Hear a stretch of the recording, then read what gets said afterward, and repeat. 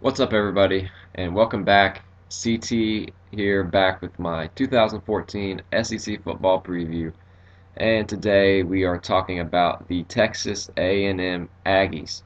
And Kevin Sumlin and the Aggies are back for their third year in the SEC, and so far, so good from Texas A&M, and they shocked the college football world and the SEC by the amount of success that they've had. Everybody was talking about the A&M and Mizzou probably wouldn't stand much of a chance in the SEC in their first couple years, and that stood true for Missouri in 2012.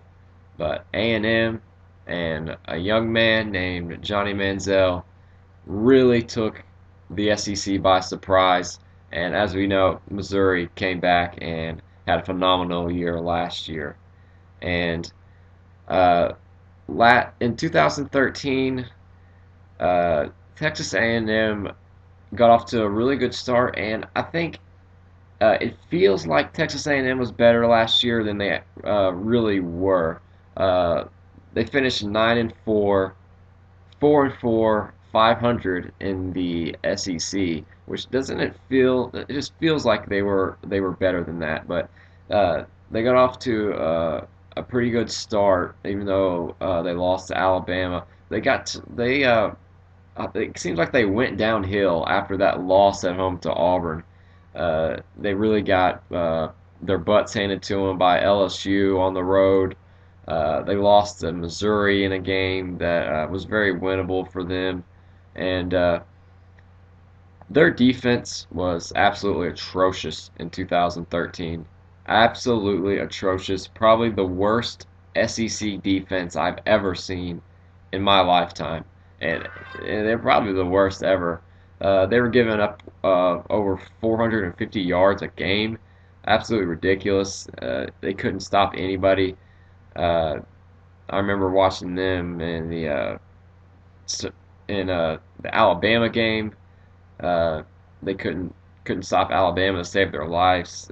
Absolutely could not stop Auburn's running game, and uh, absolutely got were just getting gashed in the passing game by Duke in that Chick-fil-A Bowl, which they did win, by the way. So they did finish off the 2013 season on a good note with a win over Duke in the Chick-fil-A Bowl. Thank God. And their defense is really the ones that finally made a play and that pick six at the end to seal the win for the Aggies. And Johnny Manziel, yeah, got off to finally found a way to win that game against Duke. So Johnny Manziel, the legend of Johnny Manziel, had a storybook ending with a heck of a comeback against Duke in the Chick-fil-A Bowl. Uh, going into this year, A&M returned six starters on offense and nine on defense. And that nine on defense, I'm not sure if that's a good thing or not.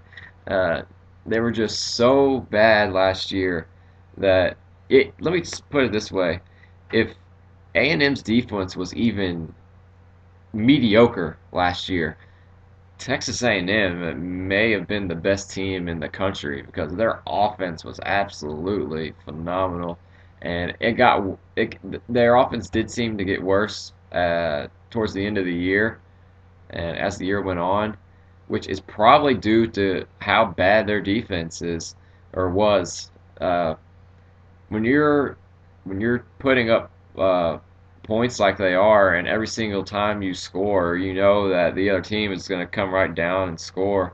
Uh, Anyways, then it's kind of hard to play as hard and to get motivated because like what's the point if every time you score it's just going to get canceled out. But yeah, they still put up really good numbers, and they fought hard in that bowl game against Duke. So it was good to see them finish the year off that last game on a positive note, even though the second half of their season didn't go as they would have liked it to go. Um, Key losses off of the 2013 team. Johnny Manziel. Do I really even need to go into it? I mean, absolutely, probably the most exciting player in the history of college football. He was just, you never knew what he was going to do. It was just such a treat to say that I I got to watch Johnny Manziel play college football. I don't know what he'll do in the NFL. I'm not going to get into that, but all I know is in college he was absolutely electric and so much fun to watch. And they're not gonna have another Johnny Manziel there, and there may never be another Johnny Manziel again. So as far as replacing Johnny Manziel, that's what people are talking about. No, there's going to be no replacing him. Uh, but they can have the next Kevin Sumlin quarterback, which I'll get into in a second. Uh, Johnny Manziel has made everything happen for that offense, and uh, underrated part of that, I think, is another key loss that they had is Mike Evans. 90% of the plays where Johnny Manziel would be scrambling and get out of trouble, and when he was looking downfield and would throw it up, who 90% of the time would he throw it up to? Yep, you guessed it, Mike Evans, an absolute monster, and he was absolutely Johnny Manziel's partner in crime. If there was no Mike Evans, I don't know if we would have seen as good of a nearly as good of a Johnny Manziel as we did. In fact, I know we wouldn't have because he was just an absolutely spectacular, and they were always on the same page. I mean, I guarantee you, Johnny Manziel would just absolutely love to have gotten to take Mike Evans with him up to Cleveland because he was absolutely a security blanket and a just bona fide playmaker for Johnny Manziel. And whenever he needed, Mike Evans was there to bail him out. Mike Evans, just an absolutely phenomenal player. The Buccaneers got a great one in Mike Evans, and he was just a mismatch everywhere on the field. Nobody could match up with him. His size, and he had pretty solid speed, and he didn't drop balls. Mike Evans and Johnny Manziel, a quarterback receiver combo for the ages. Uh, Possibly, arguably the best of all time. You really could make a strong case for that. They also lose Ben Molina, who was a good little halfback who they basically used just to keep the defense honest because they know you could just put Johnny in the shotgun and have him run around and throw it around and do his thing. And every now and then you would hand it off to Ben Molina or one of those other backs just to keep the defense honest. And it was really they just had their way with 90 with the defenses 90% of the time. Even Alabama's defense. I mean, it was insane how good that defense was. That's why I'm saying if they had any type of defense at all, then Texas A&M would be maybe the best team in college football last year. Uh, a very underrated loss that they had is Jake Matthews, the left tackle, just bodyguard for Johnny Manziel. He ran around a lot, and that was really his what he used to protect himself more than anything. But Jake Matthews is an absolutely great left tackle, and it's a huge loss for Texas A&M. And all these guys are just absolutely huge loss for Texas A&M.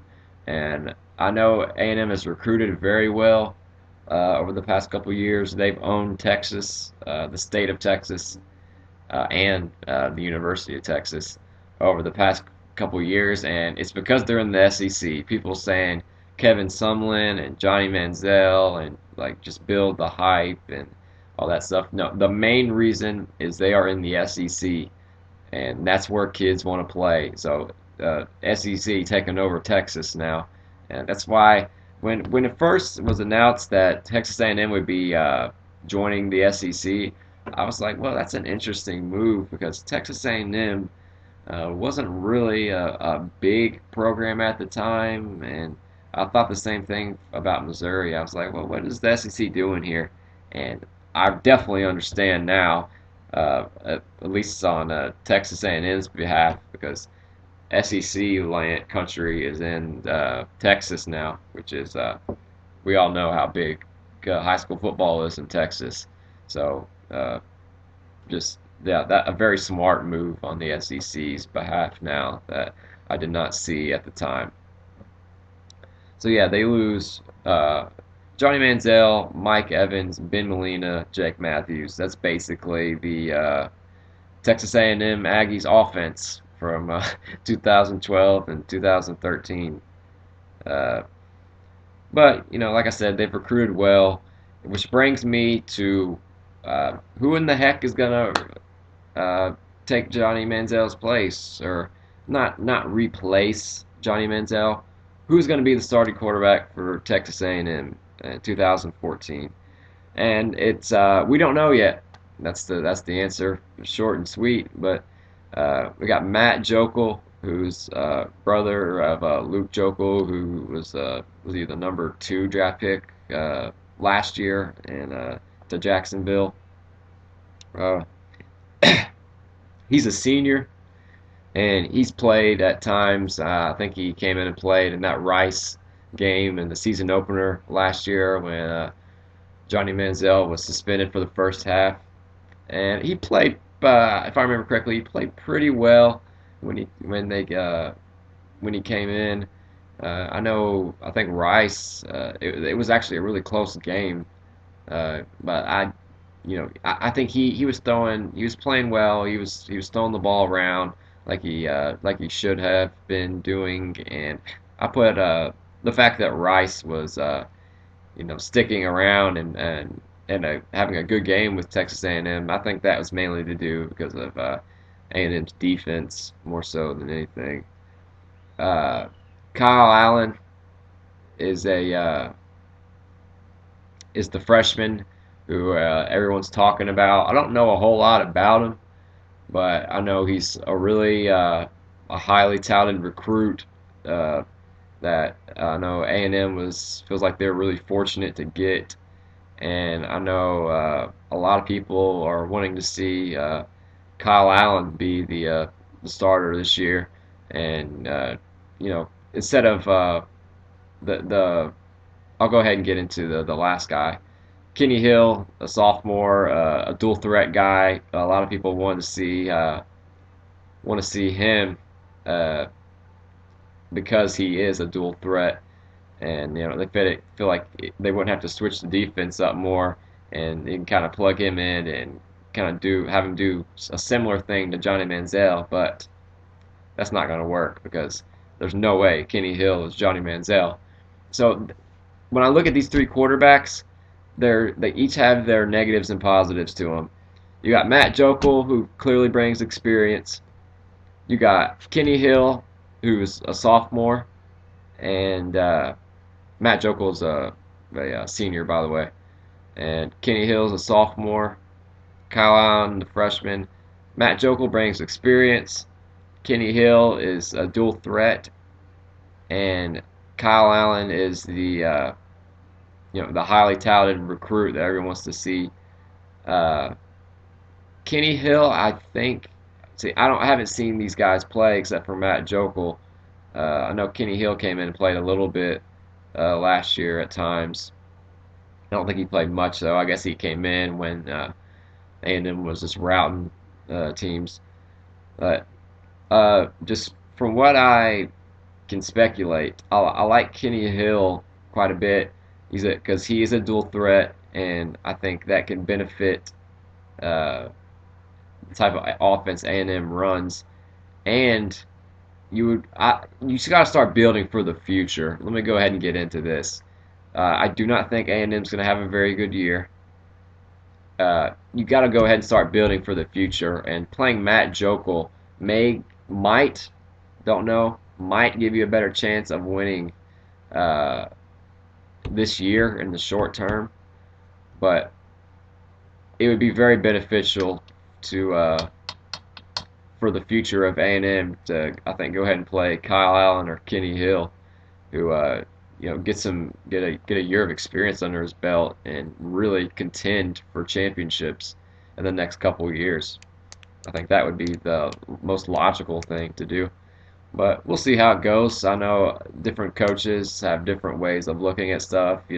Some coaches will say that uh, you play the quarterback who has the best chance of winning now, of winning the game that you're about to play, and that's fine. I totally understand that. I don't disagree with it, but I'm not sure how much Matt Jokel is going to win you. So I think it would make a lot of sense to play one of the younger guys who may or may not be better than Matt Jokel anyways. So uh, key returners on the team, you know, despite all the quarterbacks that I've named. Malcolm Kennedy, I think, will be the best wideout.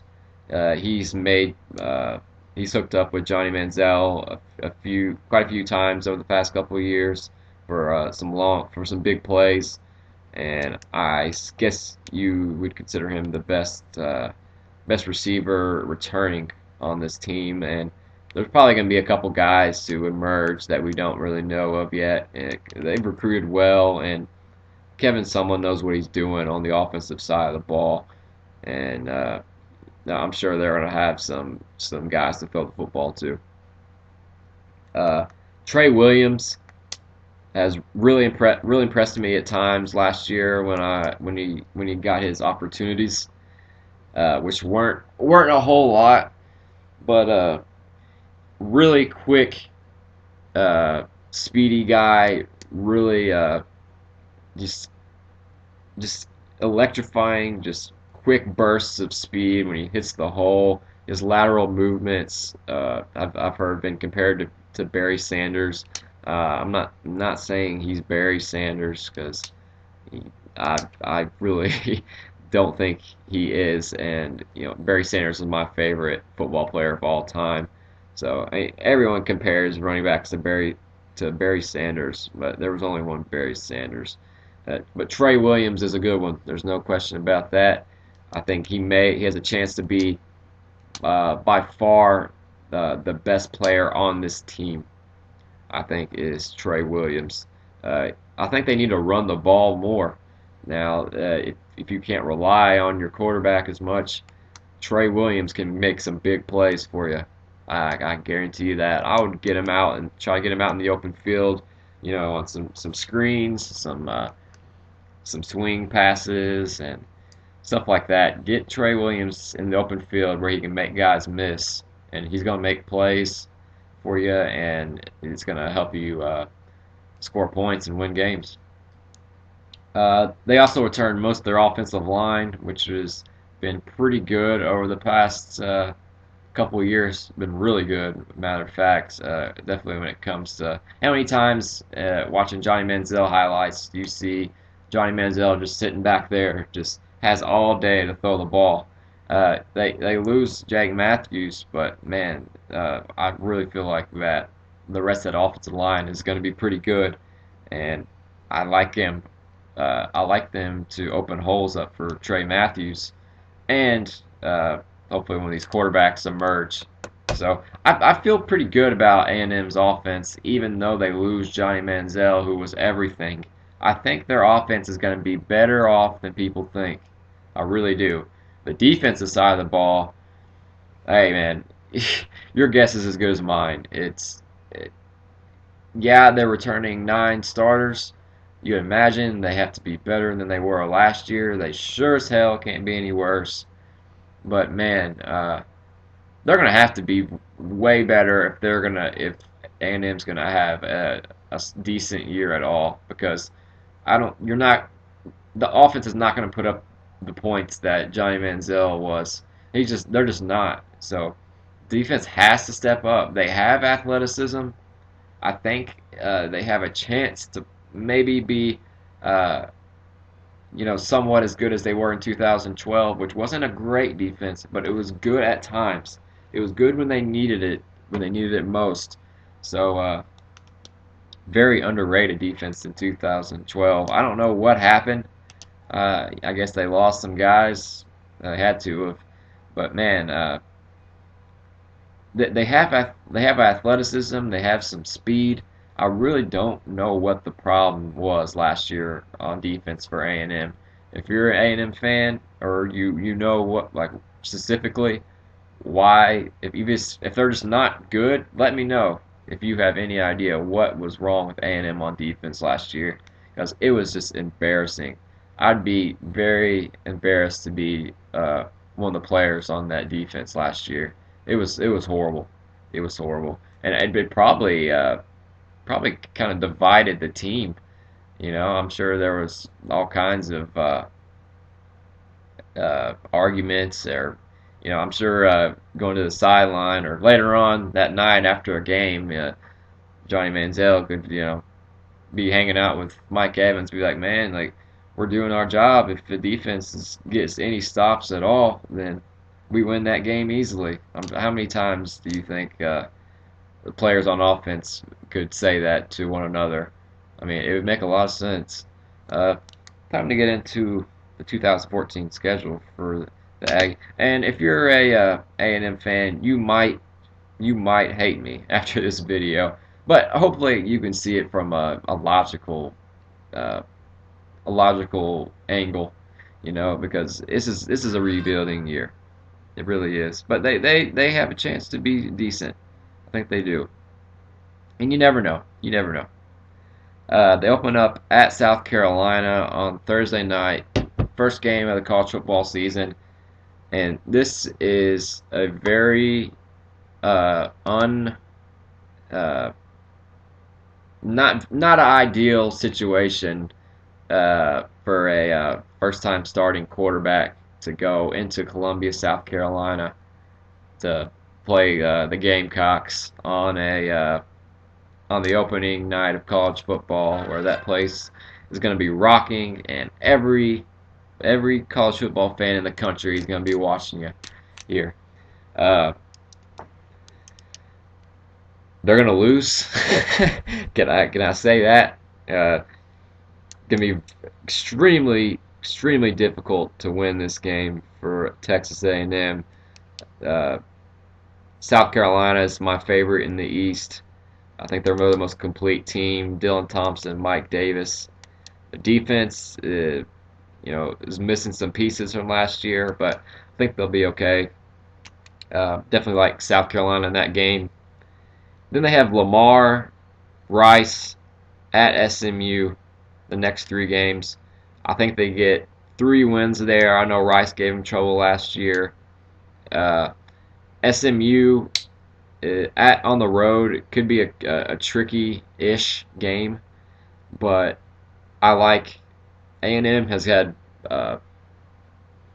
better recruiting classes and so forth. They got better players than SMU, and even though it's on the road and a tricky environment, I like A&M to be gaining some momentum, even though they're probably going to lose big at South Carolina.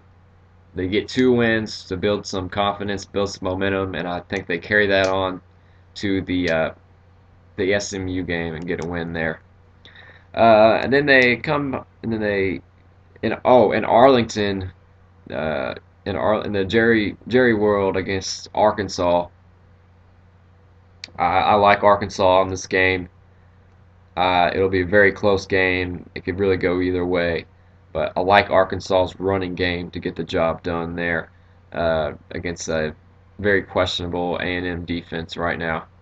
Then they go to Mississippi State and play, I think, one of the dark horses in the SEC this year in the Mississippi State Bulldogs. Dak Prescott is going to be a very good player for the next couple years at Mississippi State, and I think he'll have his way with the A&M defense and get the Bulldogs a win.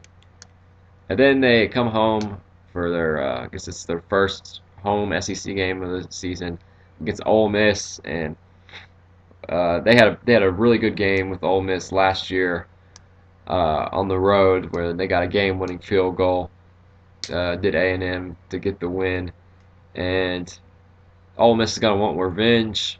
Ole Miss is really the dark horse in the SEC West, I think, and good young talented team in Ole Miss, I think, picks up the win on the road. Then A&M goes to Alabama. I don't even need to get into that one. Uh, Total destruction. Then there's a bye week, and then they got Louisiana Monroe, which I think they pick up another win, do the Aggies. Then they go to Auburn, and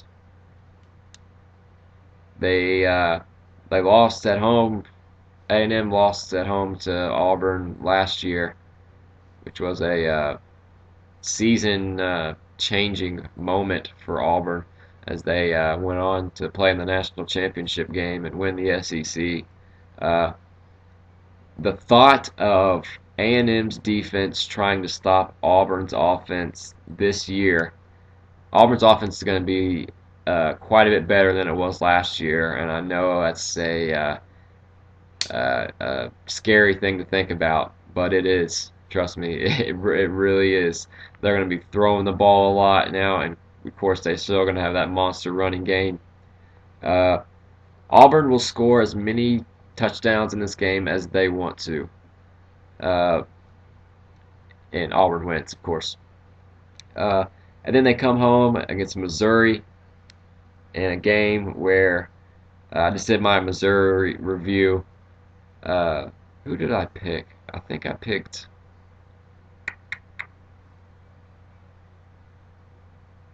I think I picked A&M in this game. Uh, it's really a toss-up, so it really doesn't matter. You just flip a coin here. Two teams in very similar situations, and I like.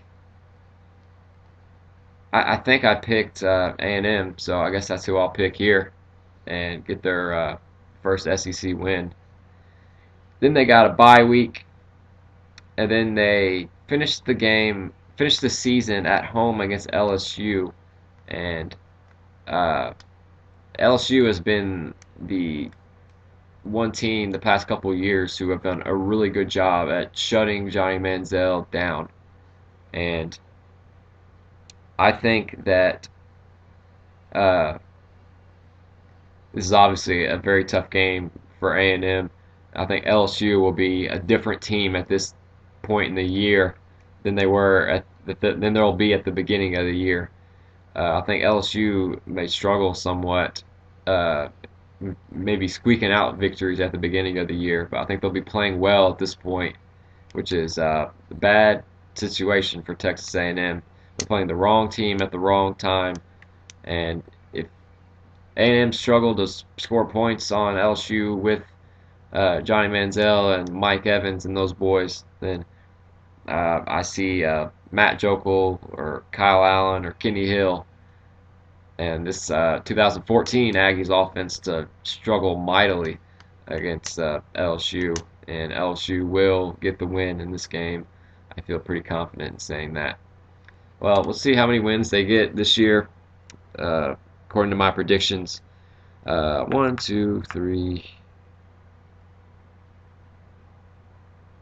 4, 5. 5 wins. Hey, that's really not that bad considering what they lost. And I could be totally off on this. They could be uh, a 6, 7, 8 win team possibly if their offense can get going, which Kevin Sumlin and has the ability to do to get this A&M offense going, and this defense should only get better.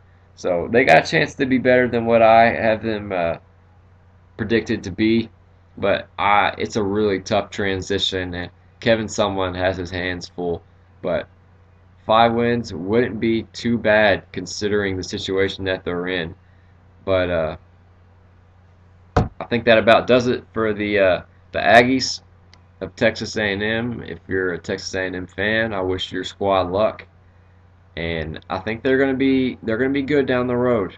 As long as Kevin Sumlin stays there, he'll get them going. He'll get them where they need to be, and I think they will actually end up being better in a couple years than they ever were with while Johnny Manziel was here. As always, I thank you guys for watching, and I'll see you next time.